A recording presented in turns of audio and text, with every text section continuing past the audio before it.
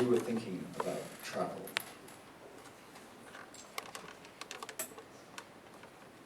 Each time, every time he visited, something transpired. And yet, what occurred was not a transformation. If anything, the visits were a form of consolidation. He'd come to know something about himself. He was only there for 10 days. Writing to friends, he described what he was there doing as wandering and writing. In part, this was true. Indeed, if you were honest, there was little else. Even the solitary dinners were not really solitary at all. He tried to write short sketches of the various scenarios taking place around him. They were, and he laughed at the thought, momentary lapses into fiction. The projects were always more deliberate. He sought places to write. They had to be public, almost invariably, at least during the day. They were libraries. He had arrived last night. A brief consultation of the map provided by the hotel revealed what he needed to know. Rome, my new acceptance. Step forth into your universities. Paul lost his life, but kept his job.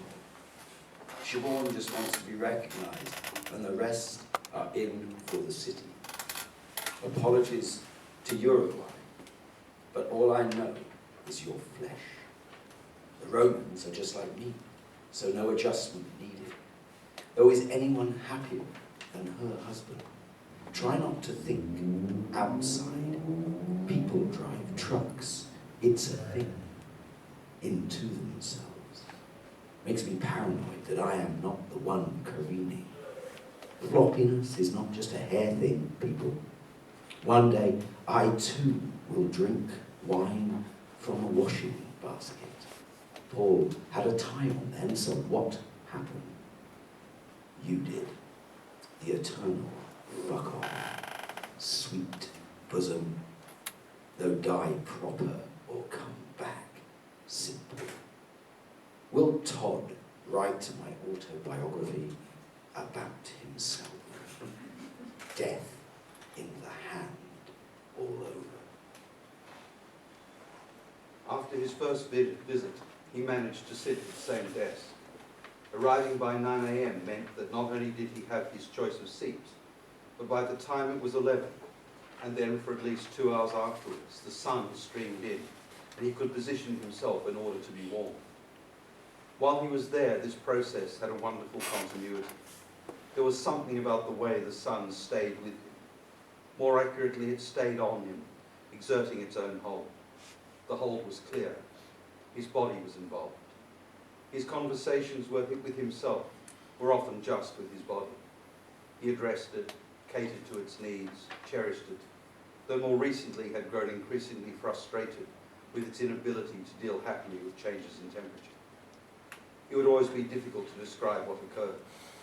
All he knew was that moments which, were they to have been observed by others, would have led them to think that he had been abandoned, were marked, at least for him, by a sense of ease. He could not explain it, at least not satisfactorily.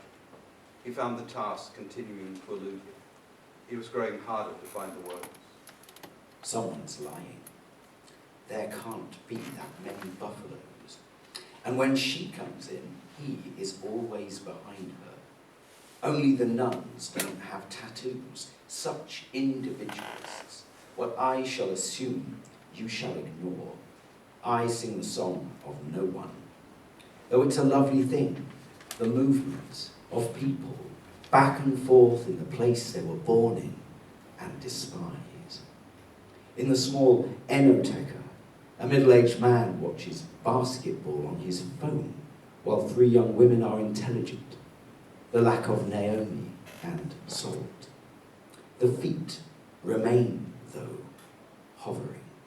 And Vincent, unexpected, 4 generations stared through me, but the old priest smiled like Ronald Reagan. I'd have crushed the poor for all this too. The light and the weight make it true. And you, an atheist who thinks he's God? The library shut at 6:20 p.m. on weekday evenings. The time seemed arbitrary, and yet its consistency meant that it wasn't. On leaving, he would follow the same route, at least until the first square. He hoped it did not betray him, but but he loved the way the squares were both places through which people walked, continuously on their way to other destinations, while simultaneously holding others. They stayed talking in groups or sitting in cafes. They filled with people. He watched them talk. The seated often greeting those who passed by. Children played, at times freely, though there were the occasional parental reproaches. Has anyone blown a tree up with themselves? The chapel guard let her go past, bare shoulders covered in her family. When we are dead, who will drive into us? No espresso without the boiling, and you can't put the corkscrew back in. Shall we go out into the garden? The ashtray is full of cheese, and I use it to make my face. He continued to observe as he sat there. He had settled into the cafe. It was in a corner. There was a continual stream of people walking past. In the centre of the square was an old well. It was now covered. From a distance, it looked as though it had a marble surround. On the top, an elegantly carved copper covering. Was this description right? Small children ran around the well. No matter where he looked, there was activity. And yet, within the constancy of movement, a constancy that might have exemplified chance, there was a type of order. How, he thought to himself, to see it. He remembered a print he had once seen of a drawing of a city that had clearly been made by someone in a hot air balloon. It was an 18th century print, a bird's eye view before the era of actual flight. He had been fascinated. It was clear that from a certain distance, the creation of order was straightforward. At a certain scale, it would always be there. What happened when the scale changed? Would the clearly ordered then dissolve? I may have fallen into life while you were forcibly inserted, but ending won't stop the joke being funny. Is semen gender fluid?